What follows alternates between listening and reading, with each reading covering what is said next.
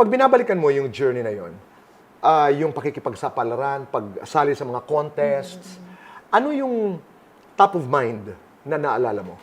Top of mind, hindi madali, Tito Boy. Hindi madali. Pero napakasarap sa pakiramdam na may napuntahan.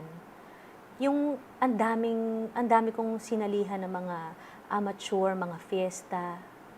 Actually, mas madami pa po yung pagkatalo kaysa sa panalo eh. Pero nagpapasalamat din ako syempre sa sarili ko kasi hindi ako tumigil.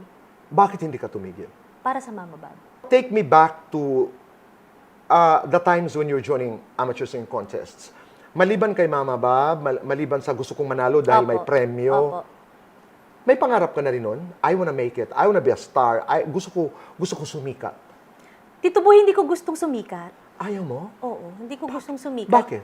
Pero ang pangarap ko kasi magkaroon ng regular na trabaho sa pagkanta. Pero hindi ko naman